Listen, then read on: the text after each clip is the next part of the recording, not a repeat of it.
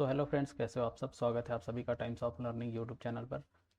Friends, आज की video में हम बात करने वाले हैं रेलवे रिक्रूटमेंट बोर्ड का जो सेंट्रलाइज एम्प्लॉयमेंट नोटिस है 05/2025। ये सेंट्रलाइज एम्प्लॉयमेंट नोटिस है जेई, डीएमएस और सीएमए का। जेई जूनियर इंजीनियर्स और DMS depot material superintendent and chemical, ये जो है CMA chemical and metallurgical assistant, इन सभी पोस्ट के लिए सेंट्रलाइज एम्प्लॉयमेंट नोटिस दिया गया है। अभी टेबल ऑफ कंटेंट है, मैं आपको बताते जाऊँगा। आपके लिए वही इम्पोर्टेंट है, बाकी ये पूरा नोटिफिकेशन नहीं पढ़ना होता है। ये है यहाँ से सेंट्रलाइज एम्प्लॉयमेंट नोटिस का। अब देखिए यहाँ पर इम्पोर्टेंट डेट्स दी गई है। तो जो नोटिस है एम्प्लॉयमेंट न्यूज़ में कब आया था, 4/10/2025 को। और जो इसका ऑनलाइन एप्लीकेशन है वो स्टार्ट हो रहा है 31/10/2025, यानी कि कल से स्टार्ट हो चुका है। मैं अभी 1 तारीख को वीडियो रिकॉर्ड कर रहा हूँ। और क्लोजिंग डेट ऑफ सबमिशन, ये जो है ऑनलाइन एप्लीकेशन का जो क्लोजिंग डेट है वो 30/11/2025 को है, 23:59। और लास्ट डेट ऑफ जो फीस पेमेंट करने का लास्ट डेट है वो 2/12/2025 को है। अब आपने अगर कोई भी फॉर्म में मिस्टेक कर दी है तो उसके मॉडिफिकेशन के लिए विंडोज़ ओपन करेंगे 3/12/2025 से 12/12/2025 तक। हाँ, यहाँ पर आप जब भी अकाउंट क्रिएट कर रहे हैं तो आप जो भी आरआरबी चूज़ करेंगे वो एक ही बार सेलेक्ट कर सकते हैं, उसको आप मॉडिफिकेशन वाले विंडोज़ में चेंज नहीं कर सकते हैं, कैन नॉट बी मॉडिफाइड। ये इम्पॉर्टेंट है, राइट। उसके बाद है जो स्क्राइब कैंडिडेट हैं उनके लिए ये जो स्क्राइब का सर्टिफिकेट या एप्लीकेशन जो पोर्टल पर देना है वो 3/12/2025 से 17/12/2025 तक ओपन रहेगा। आगे बढ़ते हैं। देखिए ये जो पोस्ट है जूनियर इंजीनियर और डिपोट मटेरियल सुपरिटेंडेंट और जो केमिकल एंड मेटलर्जिकल असिस्टेंट का, ये लेवल 6 के अंदर आता है। और इसकी जो इनिशियल पे रहती है 35,400 रुपया। और जिसका मेडिकल स्टैंडर्ड है, अभी इसमें डिफरेंट सारे पोस्ट रहते हैं इसलिए इसका जो मेडिकल स्टैंडर्ड है यहाँ पर नहीं बताया गया है, वो एनेक्सर ए में देखने को मिलेगा हमको। और जो एज है वो 18 से 33 साल है। टोटल वैकेंसीज़ की बात किया जाए तो 2569 वैकेंसीज ये सभी आरआरबी को मिलाकर है। ठीक है, अब आगे बढ़ते हैं। ये जो आरआरबी वाइज और जोनल वाइज जो डिटेल डिस्ट्रीब्यूशन है वैकेंसीज़ का वो एनेक्सर बी में आपको देखने को मिलेगा। आगे बढ़ते हैं। यहाँ पे जो रीड, जो भी आप एप्लीकेशन फॉर्म फिल करोगे तो इसको आप केयरफुली पढ़िएगा। और आप नहीं पढ़ेंगे तो एरर का जो चांसेस है वो बढ़ जाएगा। तो आप इसको ध्यान से पढ़ लीजिएगा। वैसे मैं इंपॉर्टेंट जो पॉइंट है उनको आपको बता दे रहा हूँ जिससे कि आपको ईजी हो। अब candidate must ensure the process fulfil the prescribe educational and technical qualification of the post or before the closing date of submission application against this CN candidate waiting for final result prescribed educational qualification quali या technical qualification are not eligible. यदि आप ये जो last date है, अगर इस date तक आपका जो एजुकेशनल क्वालिफिकेशन है वो कंप्लीट नहीं हुआ है या फिर आपका जो रिज़ल्ट है फाइनल रिज़ल्ट वो नहीं आया है तो आप इस फॉर्म को भरने के लिए एलिजिबल नहीं है। ओके। उसके बाद है सिलेक्शन ऑफ आरआरबी। जो भी आप कैंडिडेट जो भी आरआरबी को चूज़ करेंगे वो अपने जोन प्रेफरेंस पहले ही भरेंगे, कैटेगरीज जो भी नोटिफाइड कैटेगरीज है उसमें। और जो भी एलिजिबल है इंटरेस्टेड कैंडिडेट है वो एक ही आरआरबी को चूज़ कर सकते हैं। मल्टीपल एप्लीकेशन या डिफरेंट आरआरबीज़ में या सेम आरआरबीज़ में आप अगर फॉर्म भरेंगे तो आपका फॉर्म रिजेक्ट हो जाएगा। Any attempt to submit more than one और one application by candidate against this cancel result disqualification या डिपार्ट।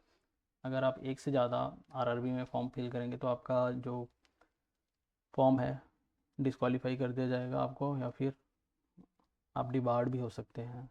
तो इसका ध्यान रखेंगे। आपको एक ही फॉर्म भरना है, राइट, किसी भी एक आरआरबी से।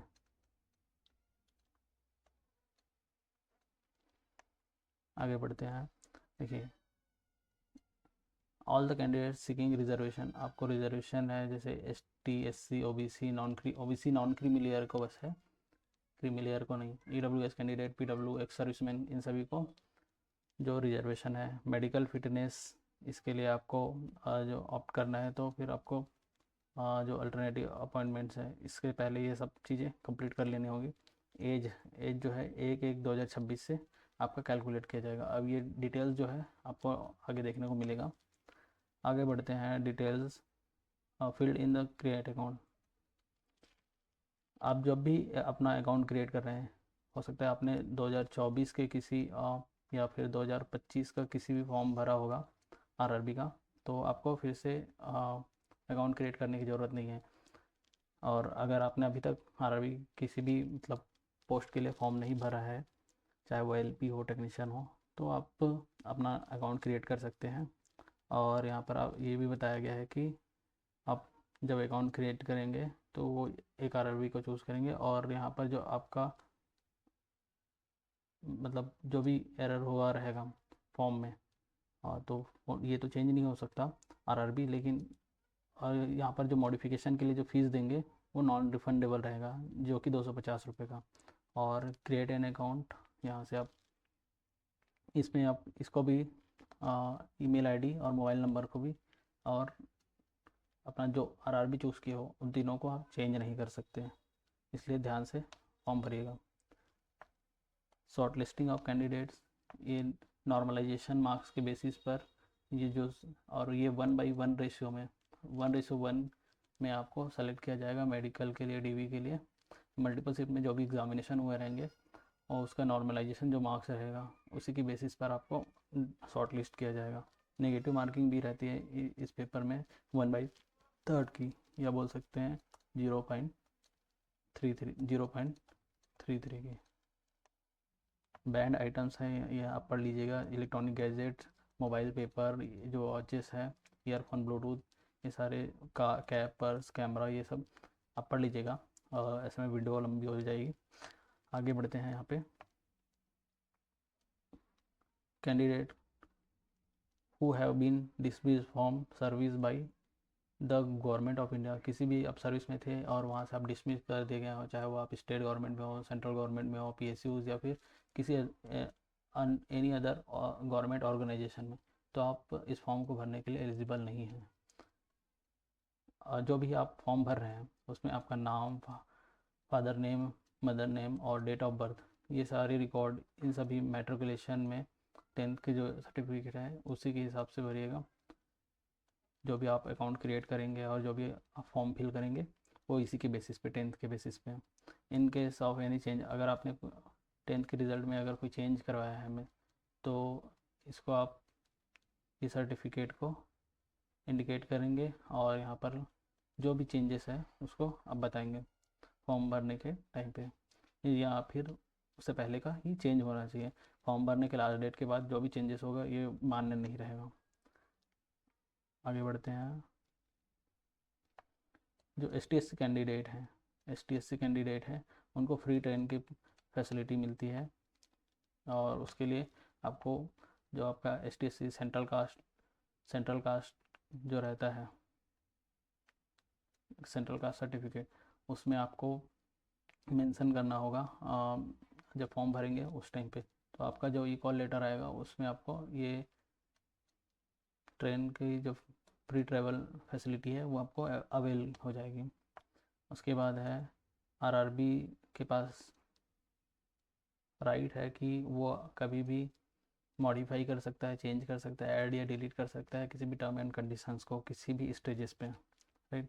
कैंडिडेट को एडवाइस दिया जाता है, ये लास्ट मिनट का जो रश रहता है, तो आप फॉर्म थोड़ा सा पहले भर लीजिए, लास्ट डेट का इंतज़ार ना करें, राइट। यहाँ पर अभी आपको कोई सा भी दिक्कत हो तो आप यहाँ RRB को मेल कर सकते हैं, इनका फ़ोन नंबर है। RRB shall not be responsible if candidate are not able to submit form। Railway किसी भी तरह से रिस्पॉन्सिबल नहीं होगा अगर आपने लास्ट डेट तक फॉर्म नहीं भरा तो। आगे है स्टैंडर्ड ऑफ मेडिकल फिटनेस, ये आपका A3 है, सबसे जेई का जो मेडिकल स्टैंडर्ड है वो 3 कैटेगरीज में है। वैसे तो एलपी का सबसे ज़्यादा टफ रहता है मेडिकल, बट इसमें अब मेडिकल स्टैंडर्ड A3 है, जिसमें आपका डिस्टेंस विजन 6/9 या 6/9 और 6/9 विथ और विथआउट ग्लास, जो पावर लेंसेज है नॉट एक्सीड 2 डायोप्टर, राइट। और नियर विज़न आपका 0.6 से 0.6 रहना चाहिए दोनों होगा। Colour vision test, binocular vision, night vision और मेसोपिक विज़न, ये सभी विज़न आप अगर क्वालिफाई कर रहे हैं तो A3 मेडिकल स्टैंडर्ड में आप आ जाएंगे। इसी तरह B1 का भी है 6/9 और 6/12, ये 4 डायोप्टर्स में। और ऐसे ही C1 का, इसमें आपको 6/12 या 6/18 है विथआउट ग्लासेस, तो आप C1 मेडिकल कैटेगरी के लिए क्वालिफाई हो जाएंगे, एलिजिबल है आप इन सभी।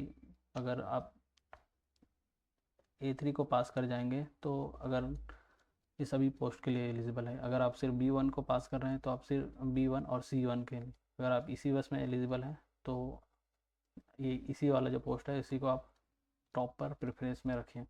और आगे बढ़ते हैं इधर। नेशनलिटी ये है इंडिया, नेपाल, भूटान, अगर यहाँ से भी है तो आप फॉर्म भर सकते हैं। एज लिमिट की बात करें तो 1/1/2026 को ये काउंट हो रहा है 18 से 33 साल के बीच। 1/1/2008 से लेस नहीं होना चाहिए, इससे ज़्यादा नहीं होना चाहिए, यानी कि 2/1/2009 ऐसा नहीं होना चाहिए, 2008 ऐसा कुछ नहीं होना चाहिए। UR और EWS कैंडिडेट के लिए 2/1/1993 से अपर एज में नहीं होना चाहिए। OBC नॉन क्रीमी लेयर के लिए 2/1/1990 और ST/SC कैंडिडेट के लिए 2/1/1988। ST/SC जो कैंडिडेट्स हैं उनको 5 ईयर का relaxation, OBC non creamy layer student है तो आपको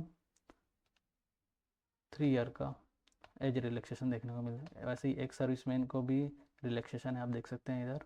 और पर्सन विथ बेंचमार्क डिसेबिलिटी है उनको भी रिलैक्सेशन है, ये सारे।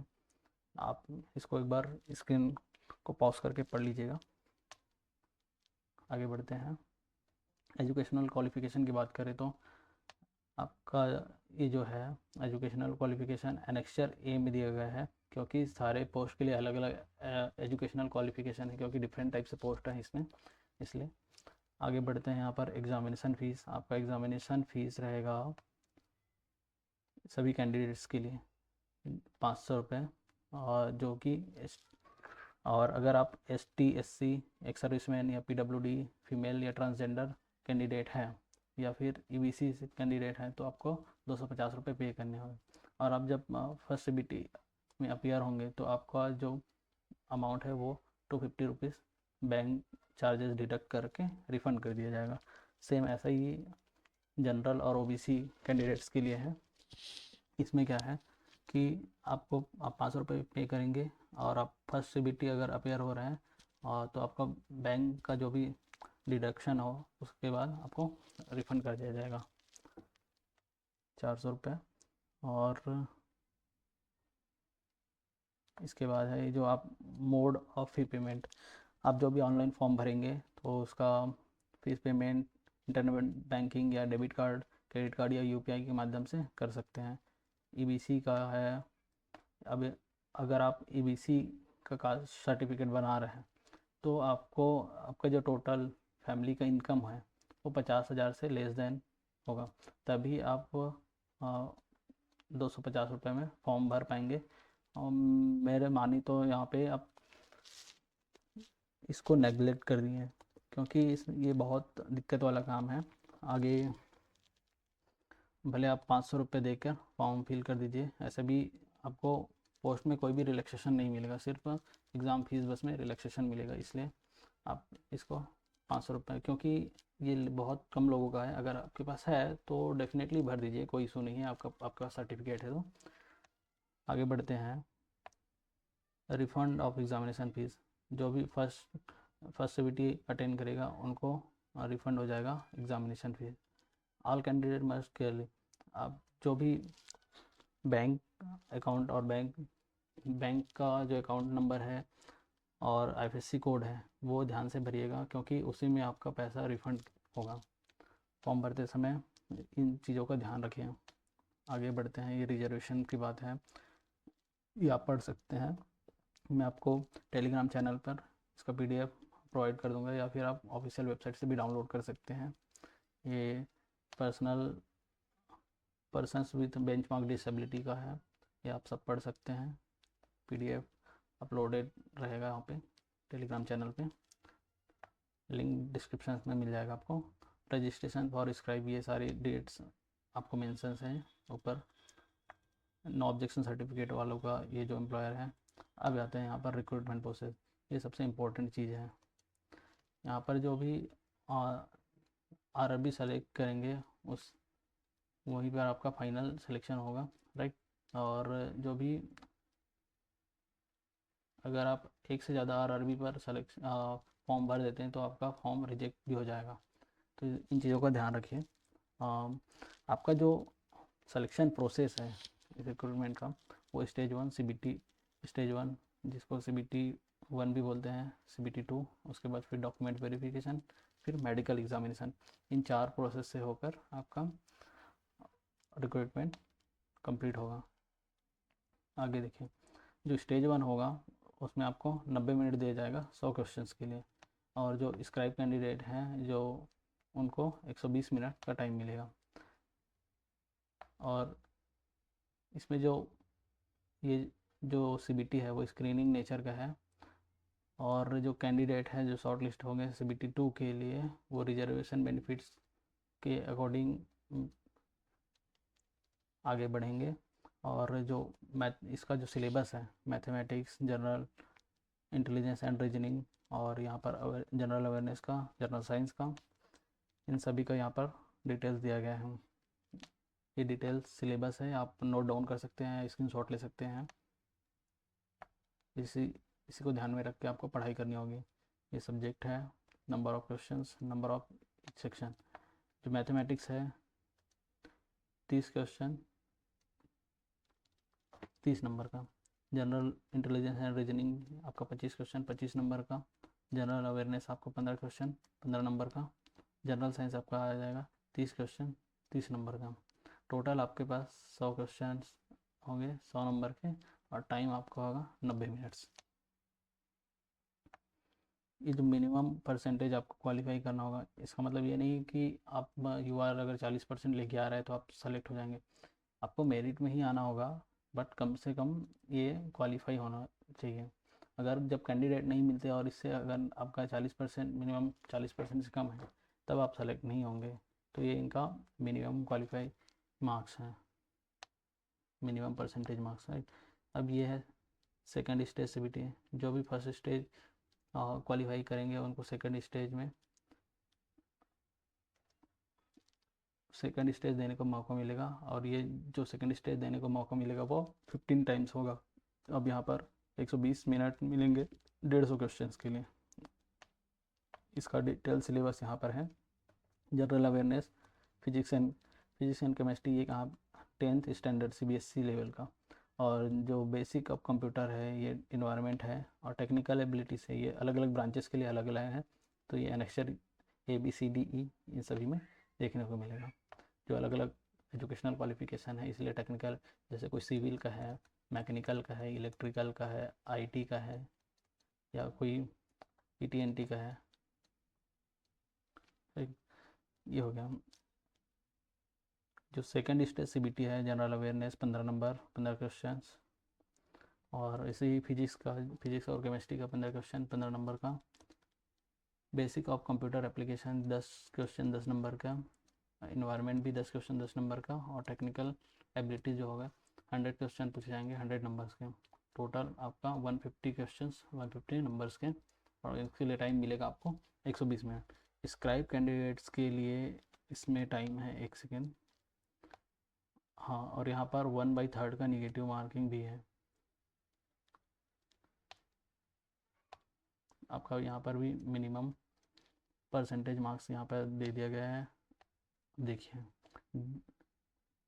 ये जो आप 3 ईयर डिप्लोमा इंजीनियरिंग या फिर बैचलर डिग्री है आपके पास, या टेक्नोलॉजी या इससे भी हायर एजुकेशनल क्वालिफिकेशन है, तो आप इन सभी ब्रांच के लिए, जैसे आपका मैकेनिकल एंड अलाइड इंजीनियरिंग, इन सभी अगर में से आप अगर डिप्लोमा या बीटेक किए हुए हैं तो आप मैकेनिकल वाले ब्रांच के लिए एलिजिबल हैं। अगर इलेक्ट्रिकल के किसी भी ब्रांच से आप या स्ट्रीम से इसमें से आपने अगर डिप्लोमा या बीटेक किया है तो इन सब से एलिजिबल हैं।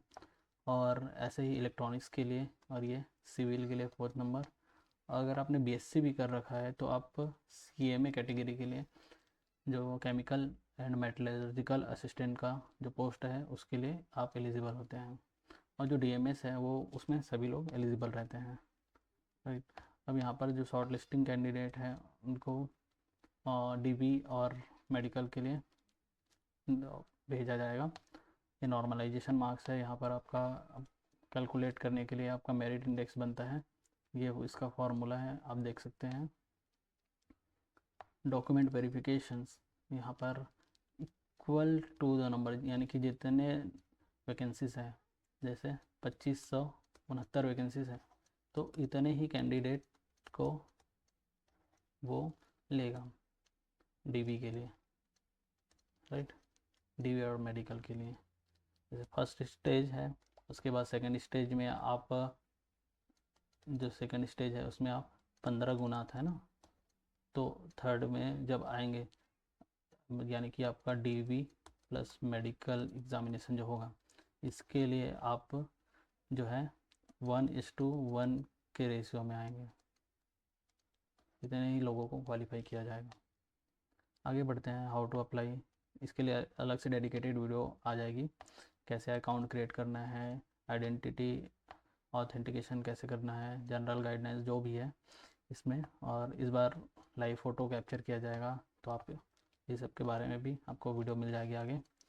डॉक्यूमेंट को कौन कौन सा डॉक्यूमेंट आपको रखना है और फॉर्म भरते समय, ये सिग्नेचर कैसे रहेंगे, इन सभी के बारे में, इनका डायमेंशंस क्या रहेगा और कौन से रिजेक्शंस के कारण हो सकते हैं जो सिग्नेचर में आप करते हैं, उसके लिए भी यहाँ पर STSC सर्टिफिकेट का भी, अगर आप STSC सर्टिफिकेट लगाते हैं, STSC कैंडिडेट हैं, तो आपको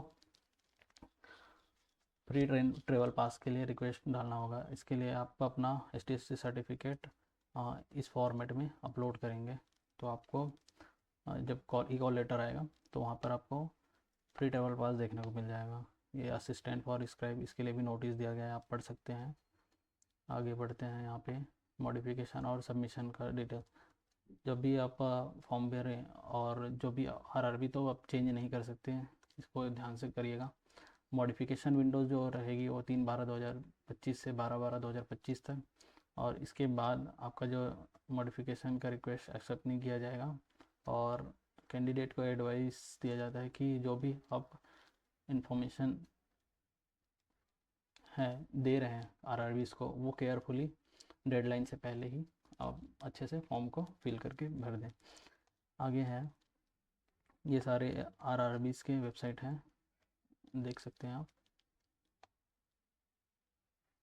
आगे है मॉडिफिकेशन ऑफ एप्लीकेशन, इसको आप कैसे मॉडिफाई कर सकते हैं, ये सब चीज़ें हैं इसमें। फिर से बार बार यही बात बोली जा रही है कि आप जब भी अकाउंट क्रिएट कर रहे हैं तो वहाँ पर आप अपना मोबाइल नंबर और ईमेल आईडी और जो RRB एक बार चूज़ कर लिए वो आप मॉडिफिकेशन के टाइम मॉडिफाई नहीं कर सकते। और यहाँ पर जो मॉडिफिकेशन का फीस है 250 रुपीज़ लगेगा, जो कि नॉन रिफंडेबल है। आगे इनवैलिड एप्लीकेशन या फिर रिजेक्शंस, मल्टीपल एप्लीकेशन या फिर डिफरेंट RRB या फिर सेम RRB में अगर आपने एप्लीकेशन डाल दिया है तो आपका फॉर्म रिजेक्ट हो जाएगा। और कैंडिडेट जो डिबार्ड है किसी भी RRB या RRC से, वो कैंडिडेट का भी एप्लीकेशन यहाँ पे रिजेक्ट हो जाएगा। पढ़ सकते हैं इन सभी डिटेल्स को। इंस्ट्रक्शन है related to e call letter. E call letter में आपको जब एग्जामिनेशन से 10 दिन पहले ही आपको एग्ज़ाम सिटी बता दिया जाता है, और 4 दिन पहले, ये देखो 4 days before date of CBT ये आपको एडमिट कार्ड दे देंगे। 10 डेज़ पहले आपको एग्ज़ामिनेशन सिटी बता देते हैं। फ्री ट्रेवल पास की फैसिलिटी है STSC कैंडिडेट को, तो वो लोग ओरिजिनल प्रिस्क्राइब प्रूफ और आइडेंटिटी रखेंगे और ओरिजिनल कम्युनिटी सर्टिफिकेट रखेंगे, तभी उनको फ्री ट्रेवल पास में जाने को मिलेगा। आगे है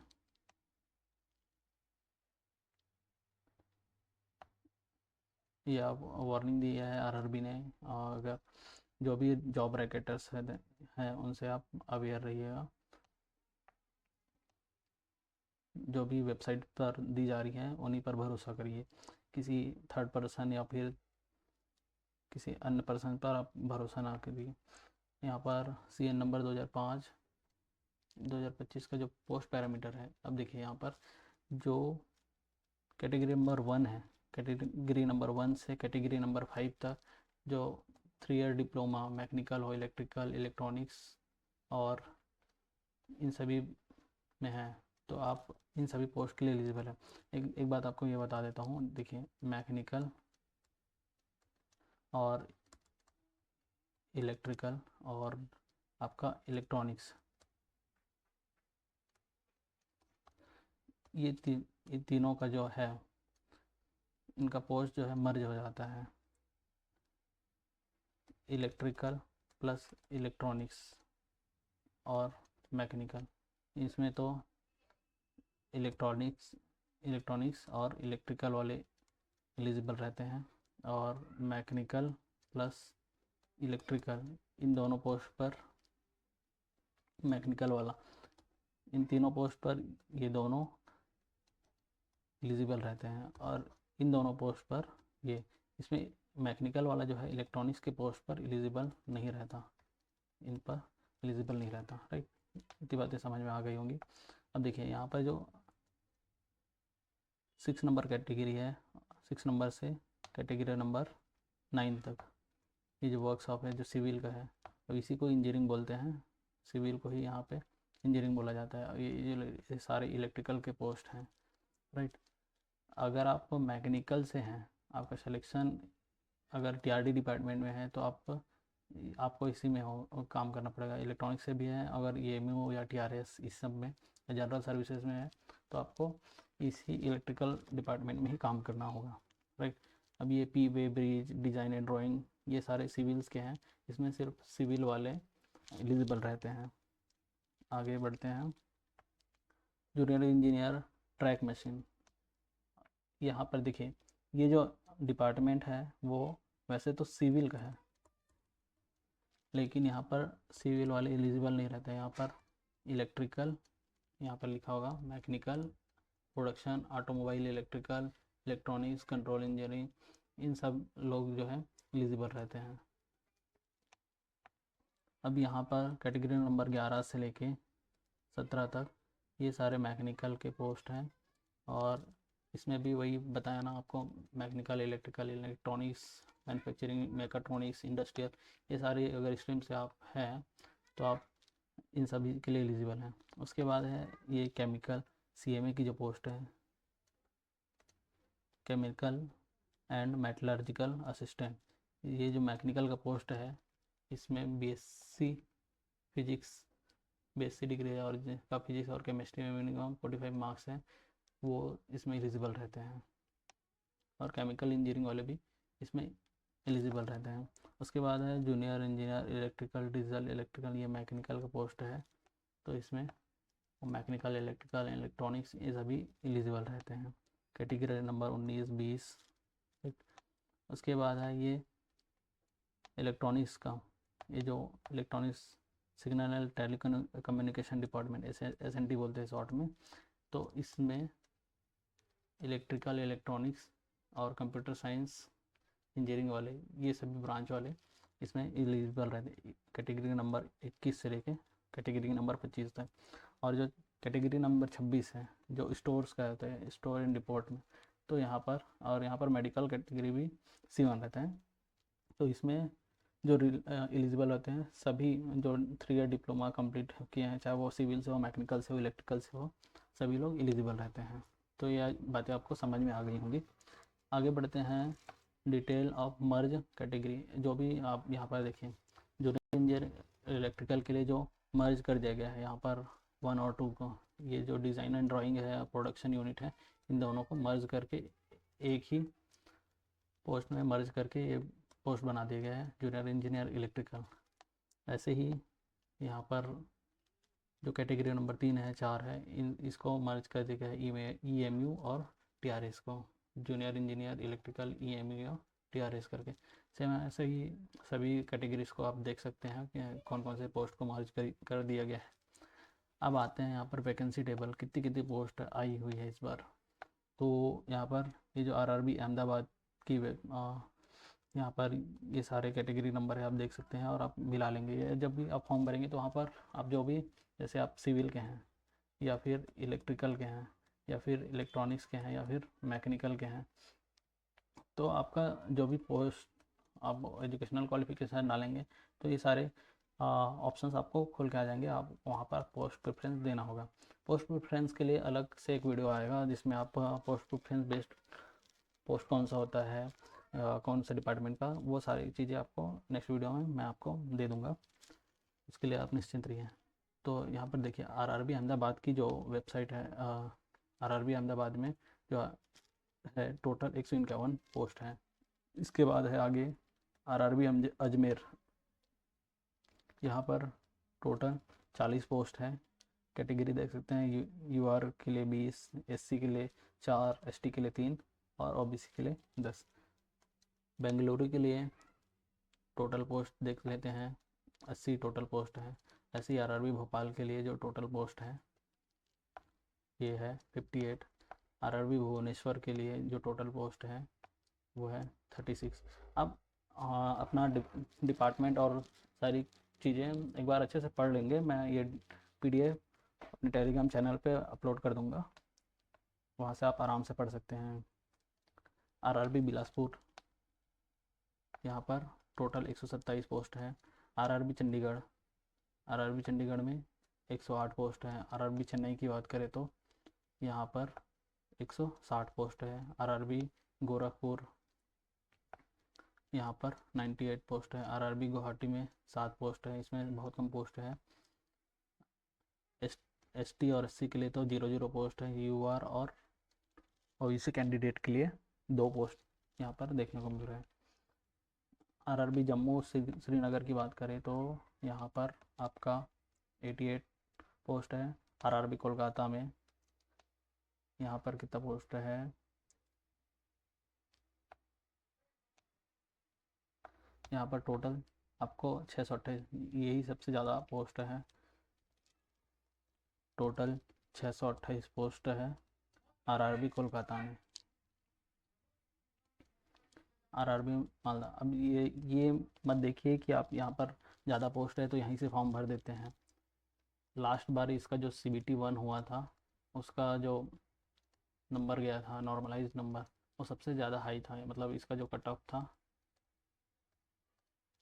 ऐसे अलग अलग पोस्ट के लिए अलग अलग कट ऑफ जाती है, लेकिन जो सबसे हाई कट ऑफ गया था इसमें ही इलेक्ट्रिकल वालों के लिए, राइट। तो थोड़ा ध्यान से फॉर्म भरिएगा, ज़्यादा पोस्ट है ऐसा देख कर नहीं फॉर्म भरना है। इसके लिए अलग से वीडियो बना दूंगा मैं कि आप अगर आप कमेंट करेंगे, आपको नीड होगी तो डेफिनेटली वीडियो आ जाएगी। RRB मालदा यहाँ पर 45। RRB मुंबई, यहाँ पर आगे बढ़ते हैं। RRB मुंबई में भी ठीक ठाक पोस्ट है इस बार, 434। RRB मुजफ्फरपुर, यहाँ पर 23 पोस्ट के साथ है। और RRB पटना में टोटल पोस्ट की बात करें तो यहाँ पे 50 इस बार थोड़ा ठीक है, पिछले बार तो बहुत ही कम था यहाँ पे, उसके अकॉर्डिंग ठीक है। RRB प्रयागराज, यहाँ पर RRB प्रयागराज में आपको 162 पोस्ट देखने को मिलेगा। और RRB रांची, यहाँ पे ठीक ठाक पोस्ट है, 109 पोस्ट। RRB सिकंदराबाद, यहाँ पर आपको 103 पोस्ट देखने को मिलेंगे। RRB तिरुवनंतपुरम, यहाँ पर 62 पोस्ट है। इस तरह से जो आपका टोटल पोस्ट है 2569 पोस्ट है। अब जो फॉर्मेट रहता है ST/SC का, ये ST/SC का सेंट्रल कास्ट का फॉर्मेट है। एनेक्चर 1 को आप देख लीजिए, राइट।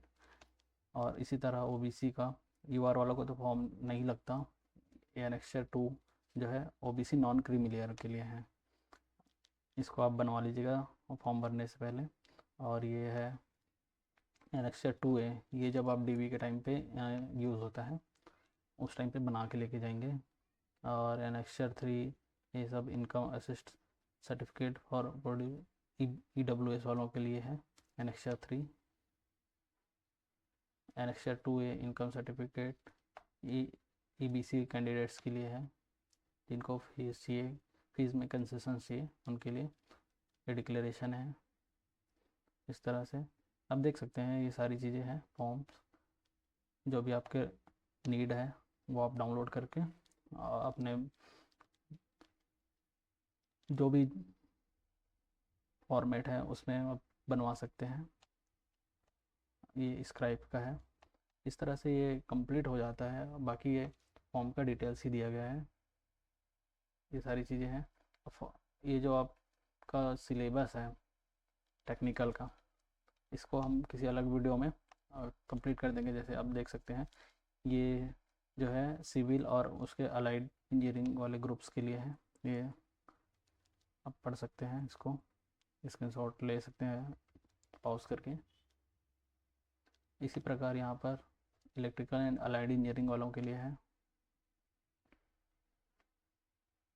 ये आप पॉज करके पढ़ लीजिएगा,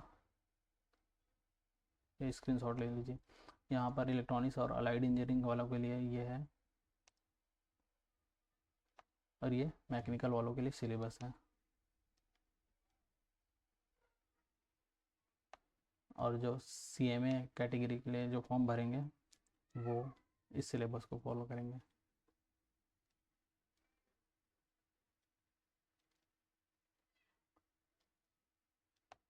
सो गाइस ये था डिटेल नोटिफिकेशन।